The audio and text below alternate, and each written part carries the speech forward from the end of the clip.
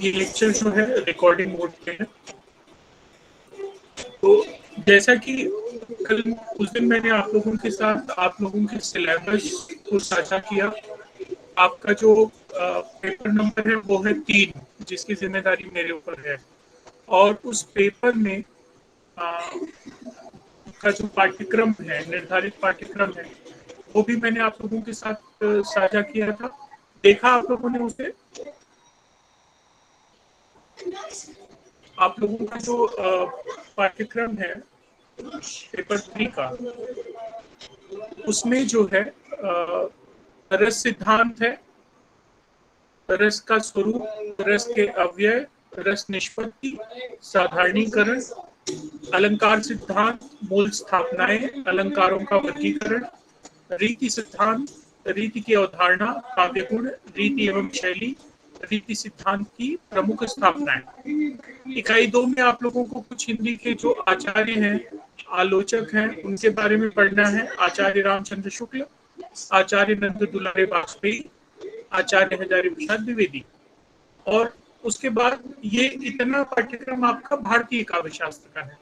ठीक उसी तरह पाश्चात्य काव्य शास्त्र के सिद्धांत और विचारक हैं, जिसमें सिद्धांत और वाद, उसमें से भी अभिजात्यवाद, स्वच्छंदतावाद और मार्क्सवाद, ये 3 चीजें आपको पढ़नी है पाश्चात्य में। और उसके जो विचारक हैं, उसमें प्लेटो के काव्य सिद्धांत, अरस्तु का अनुकरण सिद्धांत, त्रासदी एवं विरेचन सिद्धांत, लॉन्जाइनस दांत संबंधी मान्यताएं। तो ये आपका पाठ्यक्रम है पेपर 3 का इस सेमेस्टर के लिए। तो इस सेमेस्टर में पहला चैप्टर जो आप लोगों को शुरू करना है, हम लोगों को आपके पाठ्यक्रम के हिसाब से, वो है रस सिद्धांत। आप लोग अपनी स्क्रीन पे जो नोट्स देख पा रहे हैं, ये ऑनलाइन उपलब्ध जो नोट्स थे, उन नोट्स में सबसे बेहतर नोट्स मुझे लगे कि ये हैं, तो वो मैंने आप लोगों के लिए साझा किया। आप इनको रखिए, लेकिन इन नोट्स के साथ साथ जो बुनियादी किताबें हैं, उन किताबों को भी आप पढ़ने की कोशिश करिए। कुछ किताबों के नाम मैं आप लोगों के साथ साझा कर दूंगा, जो निश्चित तौर पे आपके कॉलेज की लाइब्रेरी में उपलब्ध होंगी। तो आप एक बार उनको जरूर देखिएगा, क्योंकि नोट्स और जब तक आप एक्चुअल टेक्स्ट नहीं पढ़ेंगे, तब तक आप लोगों को वो चीजें उस तरह से समझ में नहीं आएंगी, उसकी मूल अवधारणाएं उस तरह से नहीं स्पष्ट होगी जिस तरह से होनी चाहिए। बाकी सिलेबस, नोट्स और एग्जाम के हिसाब से तैयारी, उसकी जिम्मेदारी तो हम लोगों की है। लेकिन आप लोग हमेशा ये एक आदत डालिए कि जो मूल टेक्स्ट है, जो एक्चुअल टेक्स्ट है, हमेशा उसको रिफर करिए, उसको पढ़िए। तो पहला, जैसे पेपर में जो भारतीय काव्य शास्त्र का जो हिस्सा है, उस हिस्से में पहला सिद्धांत हम लोगों को जो पढ़ना है वो है रस सिद्धांत। मुझे नहीं मालूम कि बीए वगैरह में भी आप लोगों ने थोड़ा बहुत रस सिद्धांत के बारे में पढ़ा होगा या नहीं। बीए में था रस सिद्धांत के बारे में कुछ? नहीं, आप लोगों की तरफ से कोई आवाज नहीं आई, तो शायद नहीं रहा होगा। देखिए, रस का स्वरूप मतलब रस है क्या, उसके बारे में वे कहते हैं कि भारतीय मनीषियों ने जीवन के परम उद्देश्य के रूप में अलौकिक आनंद स्वरूप तत्व ब्रह्म रस का विवेचन किया है। हमारे जो ऋषि मुनि हैं, उन्होंने जीवन के अलौकिक आनंद के लिए जिस रस, जिस तत्व की स्थापना की है, जिसकी व्याख्या की है, जिसका विवेचन किया है, वो है रस। कौन सा है? ब्रह्म रस है। प्राचीन काल से लेकर आज तक रस की भारतीय आलोचना का मानदंड यही बना हुआ है। रस तत्व की सत्ता का उदय तो भारतीय काव्य के अभ्युदय के साथ ही हुआ था। इसके प्रमाण स्वरूप प्रस्तुत श्रुति प्रस्तुत की जा सकती है। रस हेवाय लब्धावनंदी भवति, अर्थात इसकी महिमा बड़ी व्यापक है। वस्तुतः जीवन की गति यह स्पष्ट कर देती है कि रस जीवन का सार है और समस्त मानव मात्र का जीवन रस के लिए है। जितने भी क्रियाकलाप, उनकी प्रेरणा और लक्ष्य, उनका उदय और अस्त रस में ही है। साथ ही साधना अवस्था भी रस की अवस्था है, इसमें संदेह नहीं है। यदि हम उसे रस स्वरूप में परिणित कर सके, यह निर्विवाद सदैव सत्य है कि रस जीवन के लिए आवश्यक तत्व है। इसीलिए आचार्य भरत ने कहा है, नहीं रसादूते कश्चिदपि अर्थः प्रवर्तते। वास्तविक तथ्य यह है कि जीवन में सुव्यवस्थित निर्माण के लिए रस अनिवार्य है। रस रहित जीवन व्यर्थ है। जीवन की गति रस के कारण ही है। रस शब्द रस धातु ध्व प्रत्यय के योग से निष्पन्न हुआ है। इसे निम्न प्रकार से व्याख्यायित किया जा सकता है। रस की अलग अलग व्याख्याएं यहाँ पे दी गई हैं। तो यहाँ पे इतना तो आप लोगों को स्पष्ट हो गया होगा कि रस क्या है।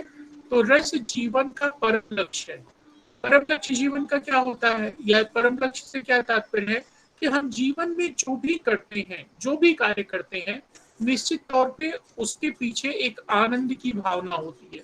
हमको कुछ हासिल, जो किसी भी काम को करने से हमें क्या हासिल होता है, आनंद हासिल होता है। जैसे कि मनपसंद आपने मिठाई खा ली तो आपको एक तृप्ति का अनुभव हुआ। आपका मनपसंद मोबाइल आपको गिफ्ट मिल गया, आपको एक आनंद हुआ। तो ये आनंद की उत्पत्ति ही क्या है, रस है। तो जीवन में हम जो भी कार्य करते हैं, आप बहुत पढ़ाई करते हैं, आप परीक्षा में टॉप कर गए, आपको आनंद हो गया। तो ये जीवन में हम जो भी करते हैं उसकी पराकाष्ठा के रूप में हमें जो मिलता है वो क्या है, आनंद या रस। और जिसके जीवन में आनंद या रस नहीं है उसका जीवन निरर्थक होता है। वह जीवन में कुछ हासिल नहीं कर पाते। इसलिए कई बार हम लोग बातचीत में भी कहते हैं कि अरे वो उसके जीवन में कोई रस ही नहीं है, वो रस विहीन व्यक्ति है या बहुत निराशाजनक व्यक्ति है। देखो, जिसके भी जीवन में कुछ उद्देश्य है, कुछ सपने हैं, निश्चित तौर पे वो कर्मशील रहेगा, कार्यरत रहेगा। और जो कार्यरत रहेगा, निश्चित तौर पे आप जब कर्म करोगे तो उसका फल मिलेगा। और जब किए हुए कर्म का सार्थक फल मिलता है तो हमें आनंद मिलता है। और वही आनंद क्या है, रस है। कवि को कविता लिखकर आनंद मिलती है, रस की अनुभूति होती है। और पाठक को या श्रोता को उस कविता को सुन के रस का अनुभव होता है। दोनों उसका आनंद उठाते हैं, लिखने वाला भी और सुनने वाला भी। तो ये रस जो है, रस की निष्पत्ति जो है, वही जो है मूल है जीवन का। तो सिर्फ जीवन का ही मूल नहीं, तो ये मूल काव्य का भी होना चाहिए। रचनात्मक क्रियाओं के मूल में, केंद्र में यही अवधारणा काम करती है कि उससे हमें क्या मिलता है, रस मिलता है, आनंद मिलता है। जैसे तुलसीदास, गोस्वामी तुलसीदास ने रामायण लिखी तो उन्होंने कहा कि ये स्वांतः सुखाय है, मतलब खुद की सुख के लिए है। तो खुद को सुख मिलना भी तो एक तरह का आनंद है, एक रस है। और उस आनंद की प्राप्ति में इतना बड़ा वो महाकाव्य लिख गए। तो ये रस है जिसकी हम लोग यहाँ पे चर्चा कर रहे हैं कि जीवन के में कुछ भी करते हुए हमें जो हासिल होता है या जो करने का परम लक्ष्य होता है, वो होता है उससे करके आनंद प्राप्त करना। और वो आनंद ही क्या है, रस है। अब रस की अलग अलग आचार्यों ने अलग अलग तरीके से परिभाषाएं दी हैं। हम लोग यहाँ पे कुछ परिभाषाओं और उसके अर्थ को यहाँ पे देखेंगे। जैसे शब्दकोश में रस के अनेक अर्थ हैं। जैसे गंध, स्वाद, विष, राग, श्रृंगार, द्रव, वीर्य, अम्ब एवं पारद के अर्थ का द्योतक भी रस होता है। जैसे हम लोग बोलते हैं गन्ने का रस है ना, तो वो भी एक रस है। तो स्वाद, जिससे जीवा को जिससे स्वाद मिल रहा है वो भी रस है। जो राग द्वेष है वो भी रस है। प्रेम है वो भी रस है। मतलब जितने भी जीवन में हम लोगों के क्रियाकलाप है उसमें एक तरह का रस होता है। सामान्य व्यवहार में रस का 4 अर्थों में प्रयोग होता है। सामान्य जीवन में रस का उपयोग 4 तरीके से होता है। जैसे पदार्थों का रस, किसी पदार्थ में जो रस होता है तो वो कैसे होते हैं, वो अम्ल हो सकता है, अम्लीय हो सकता है, कषाय हो सकता है, तिक्त हो सकता है। मतलब ये पदार्थ के स्वाद का भाव है कि वो मीठा हो, तीखा हो, अम्लीय हो, कसला हो। ये पदार्थों से मिलने वाला रस है। आयुर्वेद का रस, पारद का रस।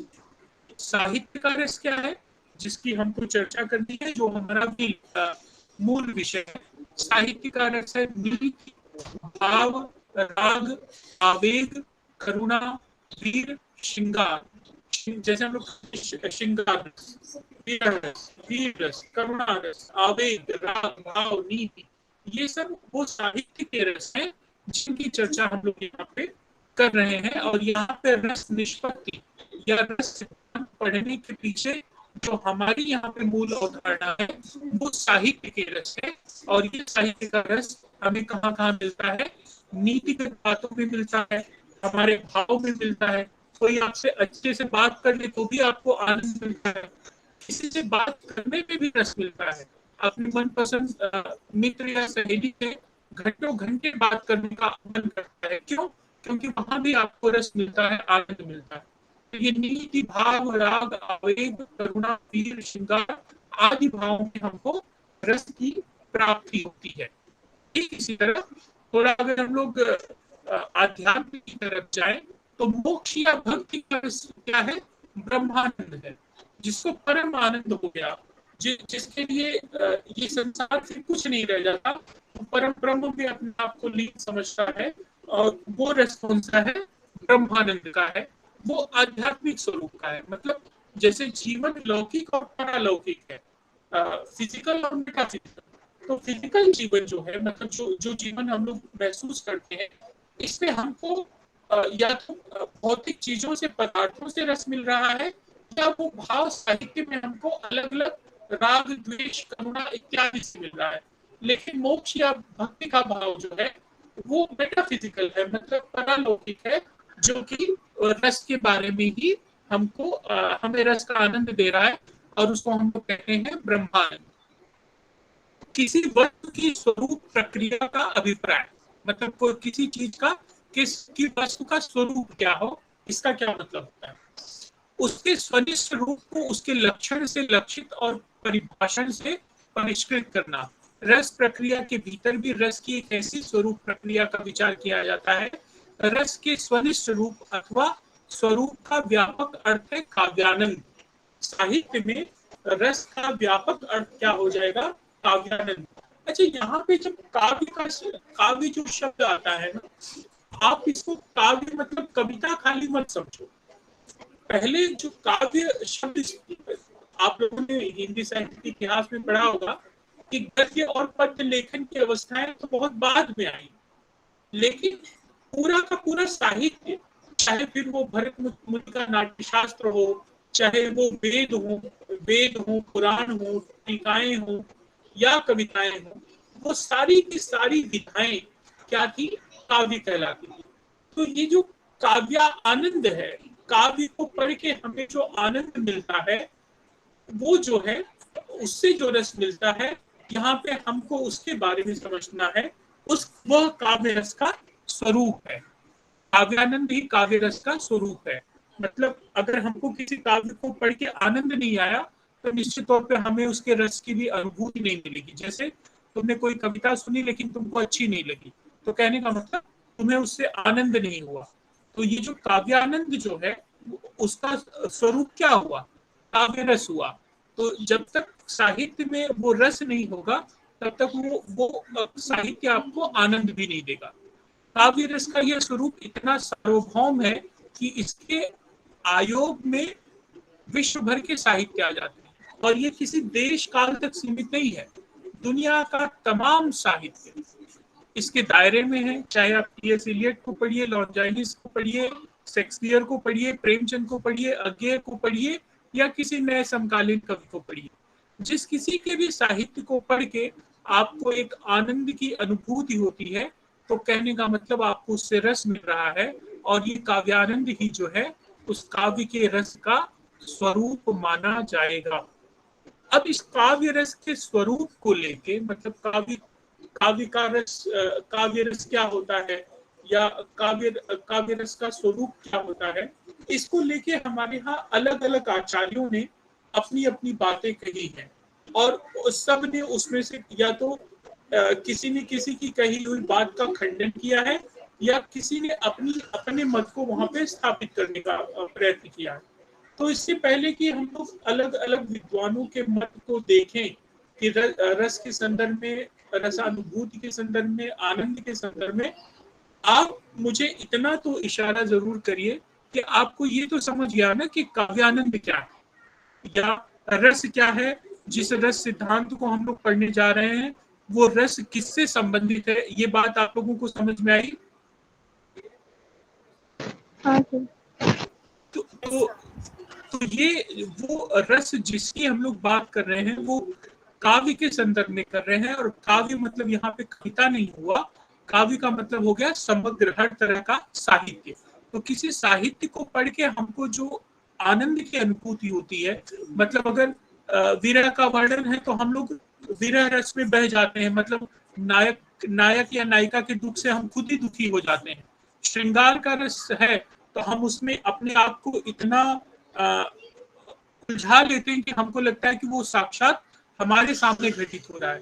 ठीक उसी तरह वीर रस की कविता है, तो वीर रस की कविता सुनने के बाद हमको लगता है कि हम भी तलवार लेके अभी युद्ध के मैदान में चले जाएं। तो ये जो अनुभूति होती है, ये जो भाव जागृत होते हैं मन में, ये जो रस मिलता है, आनंद मिलता है, यही जो है काव्य के आनंद का स्वरूप है। वही वो बार बार यहाँ पे बताना चाह रहे हैं। अब इस काव्य रस की अनुभूति को लेके या काव्य के मत को लेके अलग अलग भारतीय काव्य शास्त्र में जो बड़े बड़े विद्वान हैं उन्होंने अपने अपने मत दिए हैं, जिसमें से दो मत बहुत महत्वपूर्ण है।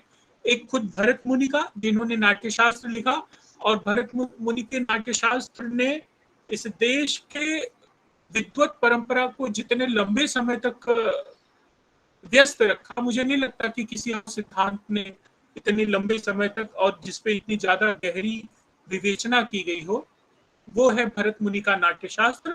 और वही भरत मुनि का मत इस रस के संदर्भ में क्या है वो बड़ा महत्वपूर्ण हो जाता है, क्योंकि रस सिद्धांत के प्रतिपादन में सबसे बड़ा नाम, सबसे प्रमुख नाम अगर किसी का है तो वो भरत मुनि का है। तो हमेशा जब भी रस की बात आएगी, रस सिद्धांत की बात आएगी, भरत मुनि का मत जो है बड़ा महत्वपूर्ण हो जाता है।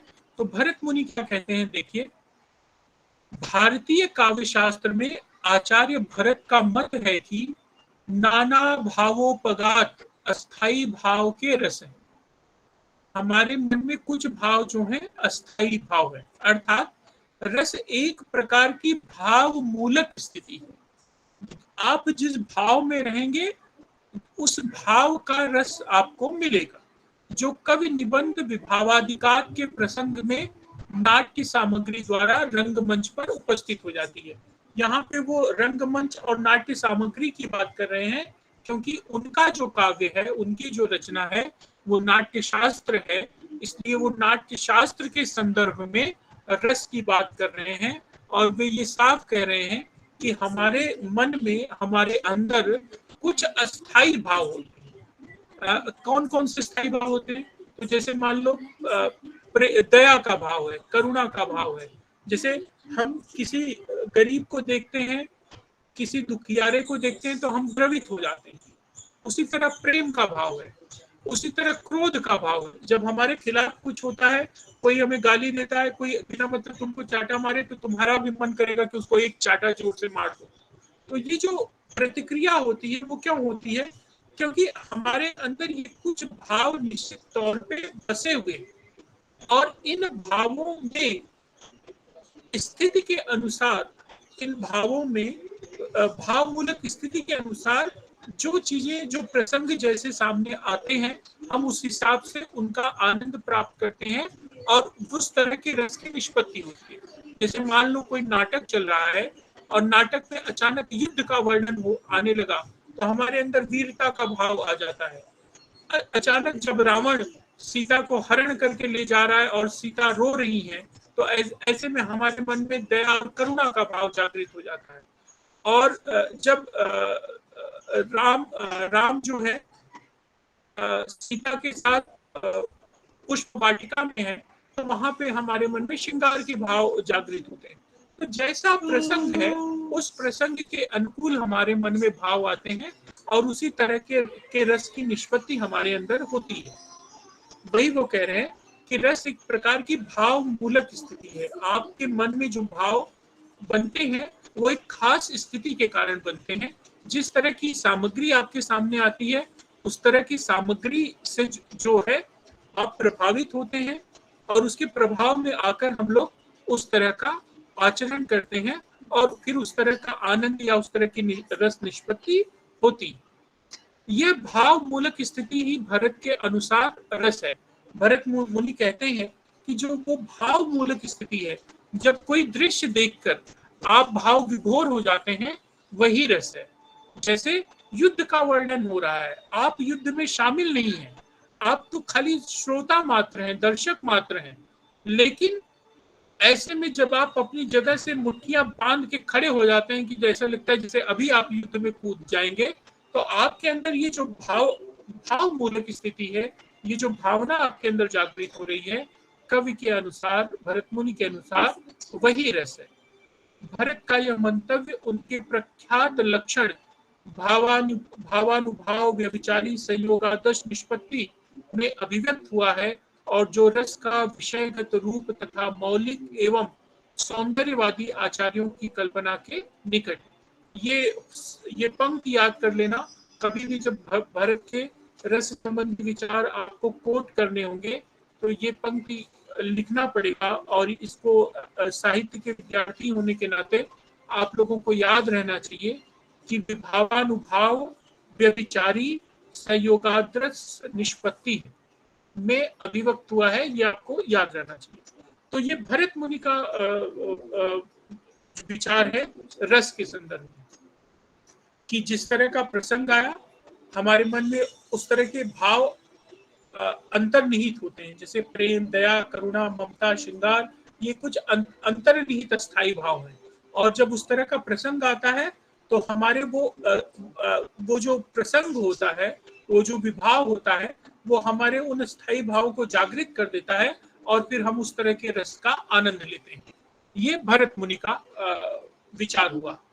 भरत मुनि के विचार के बाद अगला विचार जो है इस संदर्भ में सबसे महत्वपूर्ण जो है वो अभिनव गुप्त का है, जिन्होंने उस पे जो है अपनी प्रतिक्रिया दी और उन्होंने रस के निष्पादन और रस के संदर्भ में जो चर्चा थी उसको थोड़ी और आगे बढ़ाई। क्या कहते हैं अभिनव गुप्त?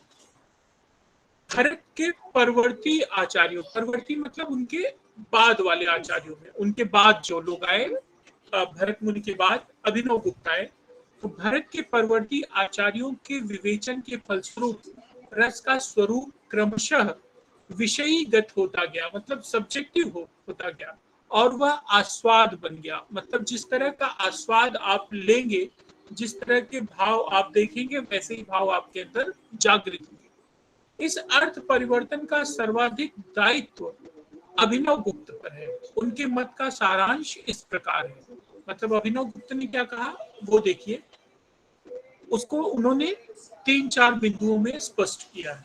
पहला बिंदु है, लोक में रस्यादि अस्थायी भावों के जो कारण द्योतक और पोषक होते हैं, वे काव्य नाटकादि में विभाव, अनुभाव, व्यभिचार नाम से अभिहित किए जाते हैं। कि आम लोगों के बीच में, हमारे आप लोगों के बीच में जो अस्थायी भाव होते हैं, उनका जो कारण होता है, कारण क्या है?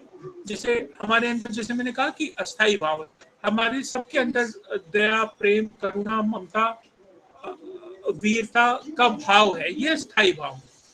तो इन भावों के कुछ पोषक होते हैं जिनसे ये भाव और संपोषित होते हैं और कुछ इनके प्रकटीकरण का कारण बनते हैं। तो जो इनके पोषक हैं, जो इनके प्रकटीकरण का कारण है, नाट्य शास्त्र में उनको जो है विभाव, अनुभाव, व्यभिचारी नाम से अभिहित किया जाता है। मतलब उन्हीं चीजों को जो द्योतक हैं, पोषक हैं और कारण हैं, उन्हीं को विभाव, अनुभाव और व्यभिचारी नाम से जाना जाता है। दूसरा इनके सिद्धांत की महत्वपूर्ण बात यह है कि सहृदय द्वारा इन अलौकिक विभावादि के सम्मिलित रूप का मनसा साक्षात्कार ही रस है। सहृदय मतलब समान हृदय। जैसे रावण कह रहा हूँ, रामायण में एक शब्द आया है समशील, मतलब समशील मतलब मेरे जैसा शीलवान। तो कहने का मतलब जैसे कोई चीज हम लोग सुनते हैं या देखते हैं, जैसे हम लोग कोई नाटक देख रहे हैं, तो नाटक में जो नट और नटी नाटक में अभिनय कर रहे हैं, जैसे मान लो वहां पे एक नायक और नायिका श्रृंगार का कोई वर्णन कर रहे हैं, वो लोग किसी बगीचे में बैठे हैं और प्रेमालाप कर रहे हैं और हम उनको देख रहे हैं, तो हम सीधे तौर में उसमें शामिल नहीं है, हम दर्शक मात्र हैं, हम सहृदय हैं। लेकिन वो अपने प्रेम के भावों को किस तरह से व्यक्त करते हैं, उन भावों में उन वो जिस तरह से उनका प्रकटीकरण हो रहा है, वो कहीं न कहीं हमारे मन में जो प्रेम के भाव हैं, उनका भी पोषण कर रहे हैं, उसको उसको भी पोषित कर रहे हैं, उनको भी बढ़ा रहे हैं। तो इस तरह जब एक अवस्था ऐसी आती है कि जब हम एकदम भाव विभोर हो जाते हैं, हमें ये लगता है कि जो सामने हो रहा है वही जो है, हम उसमें इतना आनंदित हो जाते हैं, उसमें इतना अपने आप को समाहित कर लेते हैं, इतना मिल जाते हैं कि अगर हंसने वाली बात होती है तो हम हंसने लगते हैं, रोने वाली बात रहती है तो रोने लगते हैं, क्रोध करने वाली बात रहती है तो क्रोध करने लगते हैं। तो ये जो मनसा साक्षात्कार है, मतलब एक मन का दूसरे मन से सीधे सीधे भावों के माध्यम से जुड़ना, यही क्या है, रस है। मतलब आपने सीधे सीधे लड़ाई नहीं लड़ी, लेकिन आपको उस लड़ाई का लड़ने का आनंद आ गया। जैसे वीडियो गेम देखो, वीडियो गेम वर्चुअल है, आप नहीं लड़ रहे हो, आप तो खाली बटन दबा रहे हो, लेकिन जैसे ही आप जीत जाते हो आपको बहुत खुशी होती है कि जैसे आपने शत्रु के हजारों लोगों की सेना को मार डाला हो। तो ये जो भाव आपके अंदर जागृत होता है, यही मनसा साक्षात्कार है। मतलब जो आपके सामने अभिनय कर रहा है, जैसे अभिनय में कोई अभिनय कर रहा है कि कोई मर गया है और उसकी पत्नी विलाप कर रही है। अब आपको अच्छे से मालूम है कि जो मरने के नाम पे लेटा हुआ है मरा नहीं है, वो खाली नाटक कर रहा है, अभिनय कर रहा है।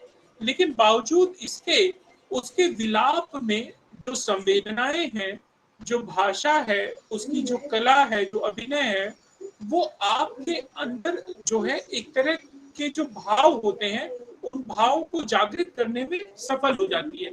और उसके विलाप में और उसके दुख में हम सब शामिल हो जाते हैं और हम लोग उसको कहीं न कहीं सही मानने लगते हैं।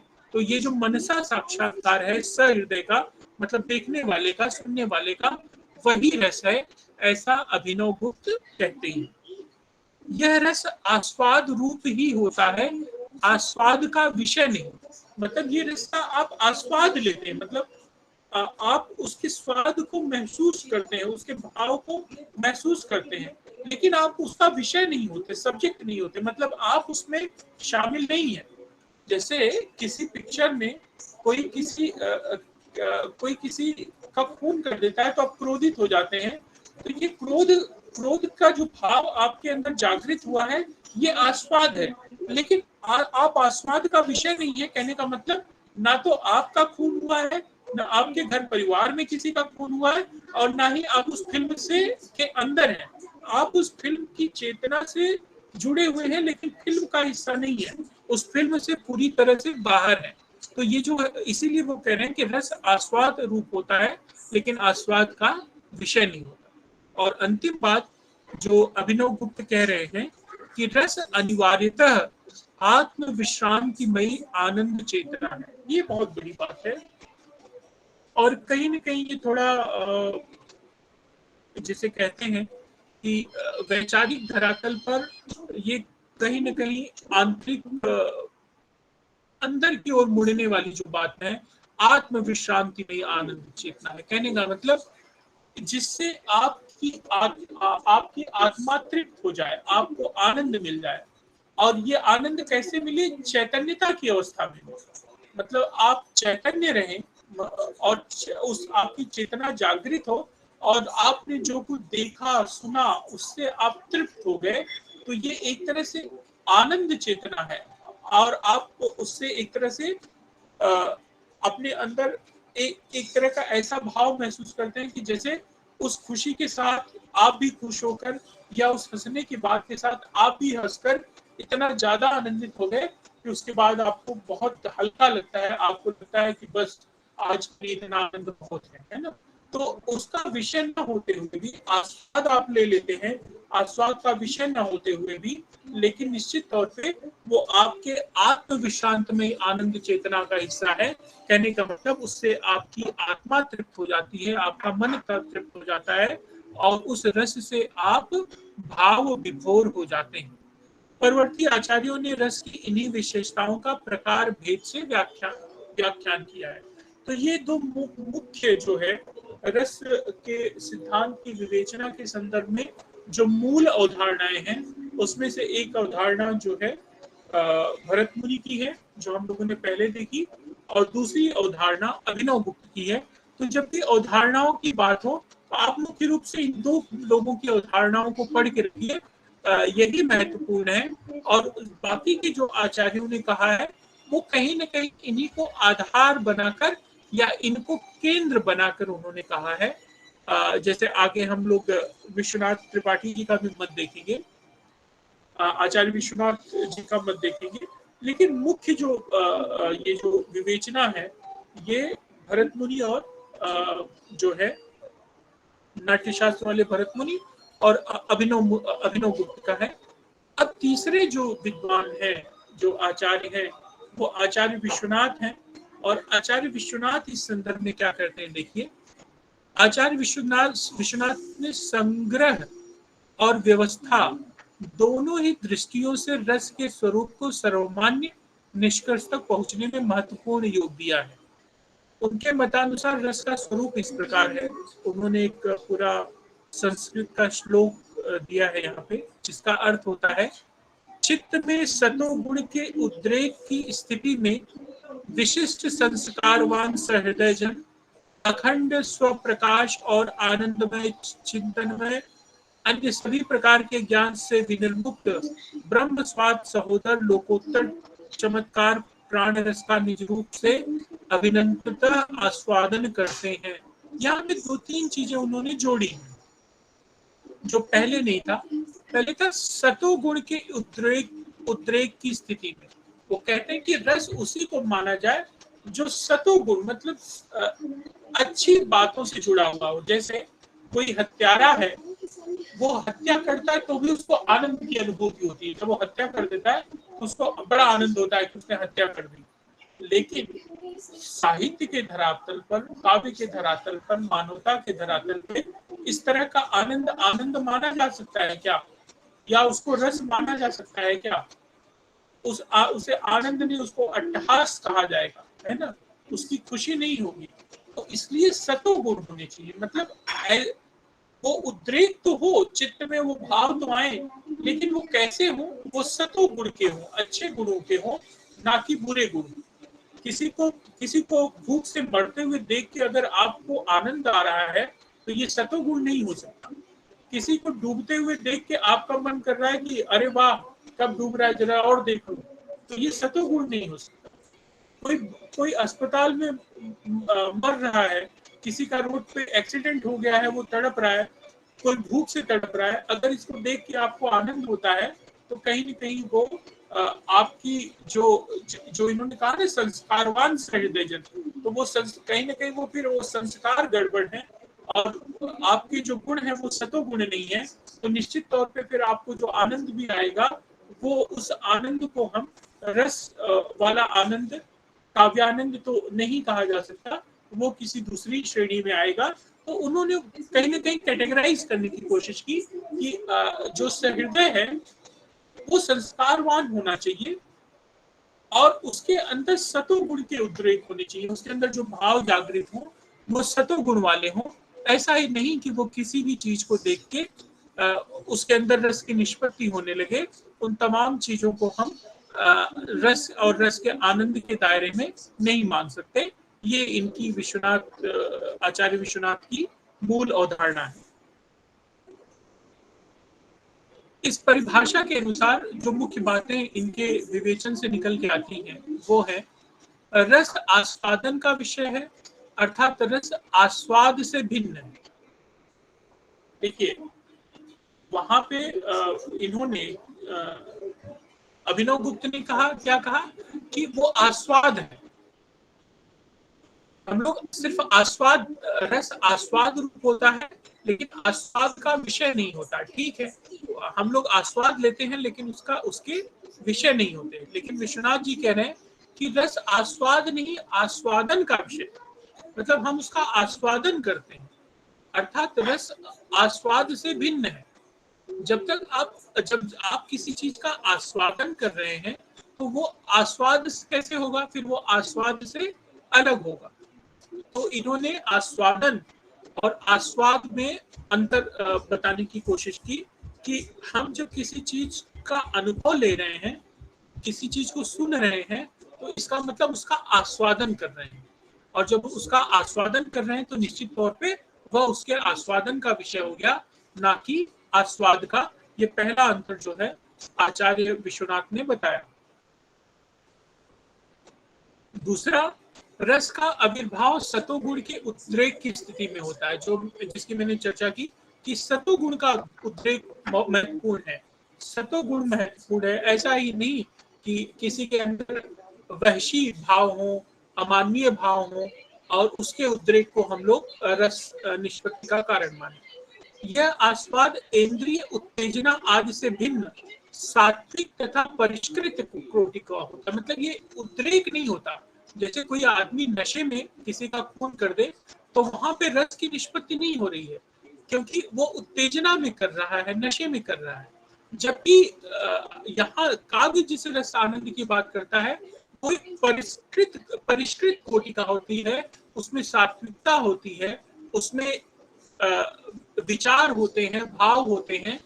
किसी तरह का नशा या उद्रेक कह रहा हूँ, उत्तेजना नहीं होती। ये दोनों में मूल अंतर है। मूलतः यह स्थापना भट्टनायक की है।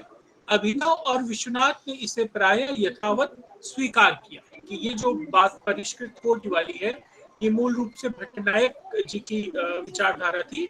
इसको अभिनव गुप्त ने भी स्वीकार किया और विश्वनाथ आचार्य ने भी स्वीकार किया। आगे ये क्या कहते हैं, रस अखंड है, अर्थात एक तर तो रसानुभूति में विभाव, अनुभव और व्यभिचारी आदि की पृथक अनुभूति नहीं होती, अपितु सभी को समंजित अनुभूति होती है। रस अखंड मतलब आप उसको टुकड़ों में नहीं देख सकते कि रसानुभूति होते समय विभाव कुछ और होगा, अनुभव कुछ और होगा, व्यभिचारी भाव कुछ अलग होगा। नहीं, किसी चीज को देखेंगे वो देखने की एक पूरी प्रक्रिया होगी और उसके बाद जो रस निष्पत्ति होगी वही हमारा भाव उसका कारक होगा। तो ये एक अखंड स्थिति होती है रसानुभूति की, आप उसे खंड खंड करके बांट नहीं सकते। चौथी बात उन्होंने जो कही वो कहा, रसानुभव अन्य ज्ञान या अनुभव से रहित है। रस का अनुभव लेना और किसी दूसरी वस्तु का ज्ञान या अनुभव लेना, दोनों में बुनियादी अंतर है। क्या अंतर है? रस पूर्ण तन्मय भाव की स्थिति है। इस स्थिति में स्वभाव से अन्य ज्ञान की संभावना नहीं है। आप पूर्ण तन्मयता से लीन होके जब किसी चीज का आस्वाद करते हैं तब आपको रस की अनुभूति होगी। लेकिन ये दूसरे ज्ञान के साथ ये चीजें संभव नहीं है। ज्ञान तो आपको अचानक भी हो सकता है, जैसे गुरुत्वाकर्षण के लिए जो सेब है, सेब जो है नीचे गिरा और उन्होंने सोचना शुरू कर दिया कि ये नीचे क्यों गिरा, ऊपर क्यों नहीं गया, और उन्होंने गुरुत्वाकर्षण का सिद्धांत दे दिया। तो यहाँ रस की निष्पत्ति नहीं हुई, किसी चीज को देख के उन्होंने सोचा और उन्होंने एक सिद्धांत दे दिया। लेकिन जब आप रसानुभूति करते हैं तो आप पूर्ण तन्मयता से उसके साथ हो जाते हैं, जिसके साथ जुड़ के आपको रस प्राप्त करना है। पांचवी बात देखिए, रस स्व प्रकाशानंद और चिन्मय अर्थात आत्म चैतन्य से प्रकाशित आनंदमयी चेतना है। ये बात पहले भी आई कि रस एक आनंदमयी चेतना है। इसमें ऐन्द्रिक अनुभूति का प्राय अभाव और चैतन्य आत्म स्वाद का सद्भाव रहता है। इसकी इंद्रियता अलग है, मतलब यहाँ पे भावनाएं ही प्रमुख है। आप जिस भाव से जुड़कर, जिस हृदयता से जुड़कर किसी चीज का आस्वादन करते हैं, आपको उसी तरह से उसका आस्वाद मिलेगा और आपको रस की अनुभूति होगी। छठवीं बात इन्होंने कही कि रस लोकोत्तर चमत्कार प्राण है, वह न प्रत्यक्ष अनुभव है न परोक्ष, अपितु अनिर्वचनीय और अलौकिक है। अलौकिक का अर्थ अति प्राकृतिक न लेकर अतीन्द्रिय लेनी चाहिए। मतलब अलौकिक मतलब मेटाफिजिकल नहीं, मतलब इस दुनिया के बाहर की चीज नहीं। उनका यहाँ अलौकिक से मतलब प्राकृतिक नहीं है, प्रकृति में नहीं है कि कोई फल तोड़ के उसका रस चख लिए। जैसे केला खाने से आपको मीठा लगा और अंगूर खट्टे हैं तो खट्टा लगा, ऐसा नहीं है। रस इंद्रियता की भाव है, आपके आत्मीय चेतना की भाव है कि किसी चीज को देख के आप कैसा महसूस करते हैं। इसीलिए यह उस संदर्भ में ये अलौकिक है। और सातवीं और अंतिम बात इन्होंने कही कि ब्रह्मास्वाद सहोदर है, अर्थात विषयानंद से भिन्न है। वह इंद्रियों का विषय न होकर चैतन्य आत्मा का विषय है। जैसे केले का स्वाद क्या है, आपने जीभ पर रखा, आपने उसकी अनुभूति ली और आपने बता दिया वो मीठा है, कौन सा पदार्थ कड़वा है, कौन सा तीखा है।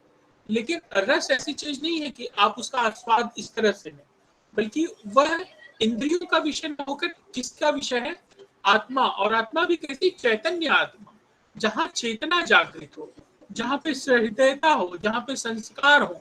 जो जब इस तरह की संस्कारवान चेतना किसी चीज की अनुभूति करती है, तब जाके रस की निष्पत्ति होती है। किंतु फिर भी वह शुद्ध ब्रह्मानंद नहीं है, मतलब वो एकदम से ब्रह्मानंद उसको इन्होंने नहीं माना। इस तरह हम लोगों ने तीन आचार्यों, आचार्य विश्वनाथ, भरत मुनि और अभिनव गुप्त जी ने रस के बारे में अपनी जो विचारधारा रखी है उसको हमने देखा है। आचार्य डॉक्टर नगेंद्र का भी मत इस बारे में महत्वपूर्ण है, इसको भी हम लोग थोड़ा देख लेते हैं, उसके बाद आगे की चर्चा हम लोग करेंगे। डॉक्टर नगेंद्र का क्या मत है, देखिए। डॉक्टर नगेंद्र ने संस्कृत काव्य शास्त्र के आचार्यों के मतों को सार रूप में इस प्रकार प्रस्तुत किया है। मतलब उसका सार क्या है, उसका निचोड़ क्या है, उसको प्रस्तुत करते हुए डॉक्टर नगेंद्र कहते हैं शब्दार्थ के माध्यम से, मतलब किसी शब्द के अर्थ के माध्यम से, है ना, जो शब्दों के अर्थ निकलते हैं। अच्छा, अब ये भी बड़ा कॉन्ट्राडिक्टेड मामला है कि अर्थ कहाँ होता है। शब्दों में अर्थ होता है कि कुछ शब्द जो होते हैं वो अंतर्निहित अर्थों को चेतना के रूप में ग्रहण किए रहते हैं, और कहीं कहीं अर्थ शब्दों में नहीं बल्कि शब्दों के बीच के खालीपन में भी होता है। तो यहाँ पे भाव, भंगिमा, आशय, काल, प्रयोजन सब महत्वपूर्ण हो जाता है। खैर, उसकी चर्चा आगे करेंगे। लेकिन डॉक्टर नगेंद्र जो कहना चाह रहे हैं कि शब्दार्थ के माध्यम से, मतलब शब्दों के अर्थ के माध्यम से, विशुद्ध भाव भूमिका में किसी भाव के माध्यम से आत्म चैतन्य के आस्वाद का नाम रस है। इन्होंने एकदम खड़ी बोली हिंदी में सीधे सरल रूप में ये बताने की कोशिश की कि रस क्या है। तो उन्होंने साहित्य के संदर्भ में ही कहा, काव्य के संदर्भ में। यहाँ पे जब भी आप काव्य शब्द आए तो आप उसका मतलब साहित्य समझिए कि शब्दों के अर्थ के माध्यम से या किसी भाव की अनुभूति के माध्यम से ये जो हमारी आत्मा की चैतन्यता है, हमारी जो चेतना है, तो वो जो आस्वाद करती है, वो जो आस्वादन करती है, उसका नाम क्या है, रस है। और ये याद करने में भी आपको बहुत सरल है। तो आप नगेंद्र जी की जो ये विचार है, आप इसको हूबहू याद कर लीजिएगा। परीक्षा में ये आपको कोट करने में अच्छा है कि शब्दार्थ के माध्यम से विशुद्ध भाव भूमिका में आत्म चैतन्य के आस्वाद का नाम रस है। अर्थात रस काव्य का आस्वाद है। जो साहित्य आप पढ़ते हैं उसका आस्वाद जो है रस है। यह आस्वाद आनंदमय है और इसको पढ़ने के बाद हमको क्या मिलता है, आनंद मिलता है। किंतु शुद्ध आत्मानंद नहीं है, क्योंकि इसमें लौकिक विषयों का एकांत तिरोभाव नहीं हो पाता, क्योंकि यह शुद्ध आत्मा का आनंद नहीं है, क्योंकि इसमें बहुत सारे लौकिक विषय भी हैं जिनको हम लोग चाह कर भी तिरोहित नहीं कर पाते। डॉक्टर नगेंद्र ने रस विषय पूर्ववर्ती आचार्यों की मान्यता को विवादास्पद मानते हुए 3 मौलिक प्रश्न उठाए। उन्होंने 3 प्रश्न उठाए हैं, और जिन पहले के आचार्यों ने रस की सिद्धांत की विवेचना की, उनके विवेचना के संदर्भ में, और रस के स्वरूप को स्पष्ट करने का प्रयास किया है। तो इनके 3 प्रश्न जो इन्होंने उठाए वो क्या हैं, देखिए। भावानुभूति और रसानुभूति में क्या संबंध है, कि किसी रस की अनुभूति क्या होती है और किसी भाव की अनुभूति क्या होती है, इनमें क्या संबंध है। दूसरा, क्या रसानुभूति अनिवार्यतः आनंदमय चेतना है, मतलब कि आपको रस की अनुभूति तो हुई, लेकिन क्या वो सचमुच खाली आनंदमय चेतना कही जा सकती है। और तीसरी, यदि है तो इस आनंद का स्वरूप क्या है, मतलब वो आनंद किस तरह का है। ये 3 मौलिक प्रश्न आचार्य नगेंद्र ने रस सिद्धांत के प्रतिपादन के संदर्भ में उठाए हैं। आगे देखिए, अब इन्हीं की एक एक करके व्याख्या है, उन्होंने इन पे अपने विचार रखे हैं। पहला है, भावानुभूति और रसानुभूति का संबंध क्या है। इस संदर्भ में वो कहते हैं, भाव की भूमिका का स्पर्श के बिना रस की स्थिति संभव नहीं है। भाव की भूमिका का स्पर्श के बिना रस की स्थिति संभव नहीं है। जब तक आप भाव भूमि से नहीं जुड़ेंगे, भावनाओं से नहीं जुड़ेंगे, तब तक आप रस की स्थिति तक नहीं पहुंच पाएंगे। अतः रस निश्चय ही भाव पर आश्रित है, मतलब भाव जिस तरह से निकलेंगे फिर जाके आपको उसकी अनुभूति होगी रस की। अब वो भाव कुछ भी हो सकता है, श्रृंगारी भाव हो सकता है, वो वीरता का भाव हो सकता है, कुछ भी भाव हो, लेकिन भाव का होना जरूरी है। जब भाव रहेगा तभी आप रस की अनुभूति करेंगे। भाव के स्पर्श के बिना शब्दार्थ का चमत्कार रस नहीं है, और अगर भाव ही नहीं है तो खाली शब्दों के चमत्कार से आप रस की अनुभूति नहीं करेंगे। जैसे अगर शब्द है तो शब्दों से जुड़ा कोई ना कोई अर्थ होगा, लेकिन उन अर्थों से कोई भाव ही न निकले तो आप रस की अनुभूति नहीं करेंगे। जैसे आपको चीनी भाषा में मैं कोई कविता अभी सुना दूं, तो उस कविता को सुनने के बाद आपको कोई आनंद मिलेगा क्या? आपको रस की अनुभूति होगी क्या? नहीं होगी। क्यों नहीं होगी? क्योंकि वो जो शब्द चीनी भाषा के, मंदारिन भाषा के जो शब्द आपने सुने, उन शब्दों को आप अपने भावों के साथ जोड़ नहीं पाए, और चूंकि वो शब्दों के माध्यम से अर्थ और शब्दार्थ के माध्यम से भाव, जब वो पूरी यात्रा ही नहीं हुई तो फिर रस की निष्पत्ति का कोई कारण ही नहीं बनता, कोई बहाना ही नहीं मिलता, इसलिए वहां पे रस की निष्पत्ति नहीं होगी। वही बात वो कह रहे हैं। स्वयं अलंकारवादी भी जो रस को काव्य की आत्मा नहीं मानते, मतलब जो अलंकारवादी मतलब डेकोरेटिव पीपल, जिनको लगता है कि रस काव्य की आत्मा नहीं है। काव्य को जिस तरह से सजाया जाता है, जिस तरह से उसमें चमत्कार उत्पन्न किया जाता है, वो उसको महत्व देते हैं।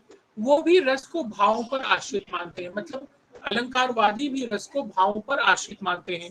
नाट्य शास्त्र का यह वाक्य रस और भाव के अनिवार्य संबंध का प्रमाण रहा है कि न भावहीनोस्ति रसो न भावो रसवर्जित, अर्थात जब तक भाव नहीं होंगे तब तक रस की निष्पत्ति नहीं होगी। भावों से हीन रस नहीं हो सकता। अगर भाव ही नहीं होंगे तो रस भी नहीं होगा, और न ही भाव रस से वर्णित है, किंतु रसानुभूति भावानुभूति से भिन्न है। भावों की अनुभूति और रस की अनुभूति दोनों दो अलग अलग चीज है। किसी भी स्थिति में दोनों एक नहीं हो सकते, दोनों दो अलग अलग चीजें हैं। भाव आस्वाद की दृष्टि से 2 प्रकार के माने जाते हैं, सुखद और दुखद। या तो आपको उससे सुख मिलेगा या तो आपको उससे दुख मिलेगा। यदि यह स्वीकार कर लिया जाए कि रस अनिवार्यतः आनंद रूप है, तो यह सहज ही सिद्ध हो जाता है कि रसानुभूति भावानुभूति से भिन्न है, क्योंकि करुण रस की अनुभूति अंततः आनंदमयी और शोक अस्थायी भाव में दुखमयी है। विभत्स रस सुखद चेतना है और जुगुप्सा दुखद। तो अलग अलग भावों की परिणति अलग अलग होती है। तो ऐसे में रसानुभूति जो है उस भावानुभूति जो है उसको रसानुभूति नहीं माना जा सकता। ये डॉक्टर नगेंद्र का तर्क है। और अंतिम जो प्रश्न उन्होंने उठाया था वो प्रश्न था कि क्या रस अनिवार्यतः आनंदमयी चेतना है। यह एक महत्वपूर्ण और विवादास्पद प्रश्न है, कंट्रोवर्शियल क्वेश्चन। श्रृंगार, वीर, हास्य, अद्भुत और शांत का आस्वाद तो स्पष्टतः आनंदमय होता है। अगर श्रृंगार का वर्णन हो रहा है, वीर रस का वर्णन है, हास्य का है, अद्भुत का है और शांत का है, तो निश्चित तौर पे आपको आनंद होता है। परंतु जहां करुण, भयानक और विभत्स आदि का आस्वाद भी आनंदमय होता है, इस विषय पर काफी विवाद रहा है कि जहां पे विभत्सता है, भयानकता है, उस भाव के साथ भी आपको आनंद मिलेगा क्या। इस बात जो चीज मैं पहले कह रहा था कि जैसे एक खूनी है, वो किसी का बुरी तरह से खून कर दे रहा है और उसको आनंद मिल रहा है, वो हंस रहा है क्योंकि वो किसी का खून कर रहा है। लेकिन ऐसे विभत्स चीज को देखकर सुनकर आपको आनंद मिलेगा क्या, ये विवाद का प्रश्न है। यद्यपि बहुमत रस की अनिवार्य आनंद रूपता के पक्ष में रहा, परंतु विरोधी स्वर भी काफी मुखर रहा है। संस्कृत आचार्यों में, ये आप लोग नोट्स में देख लेना, ये पीडीएफ कन्वर्ट करने में या कुछ करने में बहुत सारी मात्राओं की त्रुटियां हैं। जैसे संस्कृत को देखो, संस्कृत कर दिया है, तो वो थोड़ा ध्यान रखना। संस्कृत आचार्यों में भरत, अभिनव, दशरूपक के टीकाकार, धनिक, मम्मट विश्वनाथ एवं पंडित राज जगन्नाथ किसी न किसी रूप में सभी रसों के सुख रूपता के पक्ष में। किंतु विरोधी पक्ष में जैन आचार्य द्वय रामानंद गुरुचंद्र का स्वरूप सबसे ऊंचा है। उनके अनुसार सुख दुखात्मको रस, अर्थात रस सुखात्मक और दुखात्मक दोनों प्रकार के होते हैं। कि रस के दो प्रकार हैं, वो सुखात्मक भी होता है, दुखात्मक भी होता है। मतलब किसी के दुख में को देखकर सुनकर दुखी होना, यह भी एक तरह का रस है। रीतिकालीन कवि आचार्य भी एक स्वर से रस को अलौकिक आनंद रूप और ब्रह्म स्वाद सहोदर मानते हैं। आधुनिक आलोचकों में आचार्य केशव प्रसाद मिश्र, पंडित राम बहिन मिश्र, डॉक्टर भगवान दास, डॉक्टर श्याम सुंदर दास, बाबू गुलाब राय और आचार्य हजारी प्रसाद द्विवेदी सभी रस को आनंद रूप मानते हैं। इन्होंने नवीन ज्ञान के आलोक में उसकी अलौकिकता और आनंद रूपता को अपने ढंग से व्याख्यायित किया है। इस प्रसंग में आचार्य शुक्ल ही प्रथम अपवाद है। रसवाद के अत्यंत समर्थ पोषक होते हुए भी इन्होंने रस की आनंद रूपता का स्पष्ट विरोध किया। यदि क्रोध, शोक, जुगुप्सा आदि के वर्णन श्रोता के हृदय में आनंद का संचार करें, तो या तो श्रोता सहृदय नहीं, या कवि के बिना इन भावों का स्वयं अनुभव किए उनका रूप प्रदर्शित किया है। ये विरोध भी सबसे पहले उन्होंने ही किया। वस्तुतः शुक्ल जी की दृष्टि एकांगी नहीं थी। उन्होंने अपनी प्रतिज्ञा की सिद्धि के लिए रस के स्वरूप की अपनी मान्यतानुकूल नवीन व्याख्या प्रस्तुत की है। पाश्चात्य काव्यशास्त्र में रस के विवेचन का प्रश्न नहीं उठता, किंतु यदि रस का अर्थ काव्यास्वाद है, तो वहां भी प्राचीन आचार्यों का बहुमत काव्यास्वाद की आनंद रूपता के पक्ष में रहा है। कि काव्य जो भी हो, साहित्य जो भी हो, उसका मूल उद्देश्य जो है आनंद होता है, और आनंद जो होता है संस्कारी, सत्यचित्त, हृदय में होता है। इसीलिए उस आनंद की अनुभूति करने के लिए भी आंतरिक के साथ बाह्य रूप से भी उन्होंने कंडीशंस लगा दी कि इस तरह की कंडीशनिंग होनी चाहिए, तभी जाके आनंद की अनुभूति होगा। तो ये अलग अलग वे आचार्य थे जिन्होंने रस के विषय में अपनी विवेचना प्रस्तुत की है। ये देखो थोड़ा बोझिल विषय है, क्योंकि क्या होता है, एक ही चीज को अलग अलग, जैसे कोई एक चीज हो उसका अलग अलग सूता हर लोग खींच रहे हैं। उसी में से डॉक्टर नगेंद्र कुछ कह रहे हैं, आचार्य विश्वनाथ कुछ और कह रहे हैं, भरत मुनि और कुछ कह रहे हैं, अभिनव गुप्ता और कुछ कह रहे हैं। तो एक अध्ययन अध्यापन करने वाले हम जैसे लोग जो होते हैं, जो विद्यार्थी होते हैं, कई बार हमको ये बड़ा बोझिल सा लगता है, लेकिन एक बार उसकी मूल भावना आप समझ जाएंगे तो ये चीजें आपको बहुत आसान लगने लगेंगी, सहज लगने लगेंगी। और ये रस सिद्धांत, जैसा कि मैंने कहा, एक ऐसा सिद्धांत है जो कि साहित्य में, काव्य में जितने लंबे समय तक इसने विद्वानों को व्यस्त रखा, बिजी रखा, और जितनी ज्यादा व्याख्या इसकी हुई है, शायद ही किसी दूसरे सिद्धांत की हुई हो। तो आप लोग आराम से इस नोट्स को दोबारा तिबारा पढ़ लीजिएगा। और भरत मुनि की मूल अवधारणा क्या है, अभिनव गुप्त की मूल अवधारणा क्या है, डॉक्टर नगेंद्र उसके बारे में क्या कहना चाहते हैं, आचार्य विश्वनाथ उसमें उसके बारे में क्या कहना चाहते हैं, या दूसरे आचार्य जो है इस चीज को किस तरह से प्रतिपादित करते हैं, किस तरह से व्याख्यायित करते हैं, इसको जरा आप समझने की कोशिश करिएगा। और आप अगर कहेंगे तो कल फिर, बल्कि हम ये 2-2 घंटे के लेक्चर की बजाय ऐसे करेंगे कि कल फिर से जो है 4 से 5 इनका लेक्चर रहेगा सेकेंड ईयर वालों का, और आपका जो है 5 से 6 लेक्चर मैं कल फिर ले लूंगा, अगर आप लोगों को उसमें कोई दुविधा न हो तो। आप लोग कल 5 से 6 के लिए तैयार हैं?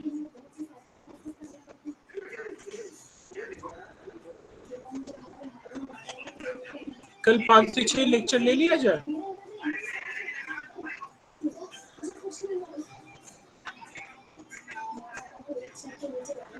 ले सकते हैं आप। तो ठीक है, आज जो बातें हुई हैं आप उनको एक बार देख लीजिए, उनको अच्छे से समझ लीजिए। रस सिद्धांत को लेकर जितने आचार्यों की हम लोगों ने चर्चा की, क्योंकि अगर आप इन बुनियादी प्रश्नों से खुद जुड़कर नहीं पढ़ेंगे तो ये विषय आपको समझ में आने वाले नहीं है। मैं यूजीसी पीजी पाठशाला में भी देखता हूँ कि अगर इसके और बेहतर नोट्स उपलब्ध होंगे तो मैं आप लोगों के साथ वो भी साझा कर दूंगा, ताकि आप जो है ज्यादा आसानी से और ज्यादा बेहतर तरीके से उन सारी चीजों को समझ सकें। तो कल मैं फिर कोशिश करूंगा कि 5 से 6 जो है हम लोग जो है जुड़े, और इसके आगे की हम लोग चर्चा करें, और रस सिद्धांत की मूल अवधारणा को लेके हम लोग कल फिर एक बार बात कर लेंगे। लिंक उसका जो भी होगा मैं आधे घंटे पहले आप लोगों के साथ शेयर कर दूंगा। लेकिन थोड़ा आप लोग सीरियस हो जाइए, ये पेपर कठिन है लेकिन बड़ा महत्वपूर्ण है। इसको अगर आप लोग बेसिक टेक्स्ट से जुड़कर नहीं पढ़ेंगे तो आप लोगों को इस पेपर में मुश्किल होगी। नोट्स आपको मिल जाएंगे, किताबें मिल जाएंगी, लेकिन अगर जो उसका मेन कंटेंट है, अगर वो मेन कंटेंट ही आपको समझ में नहीं आएगा तो फिर आप इन प्रश्नों के उत्तर उतनी सहजता से नहीं लिख पाएंगे जितनी सहजता से आप दूसरे विषयों को लिख लेते हैं या दूसरे पेपर को लिख लेते हैं। तो ठीक है, आज का व्याख्यान मैं यहीं पे खत्म करता हूँ, और ये लेक्चर रिकॉर्डेड फॉर्म में मैं आप लोगों के व्हाट्सएप ग्रुप पे भी डाल दूंगा। लेकिन कल हम लोग दोबारा जो है इस पे चर्चा करेंगे। आप लोग भी थोड़ी तैयारी करिए, हम लोग इसी विषय पे थोड़ा कल और आगे बढ़ेंगे। तो आज का लेक्चर जो है यहीं पे खत्म करते हैं, और कल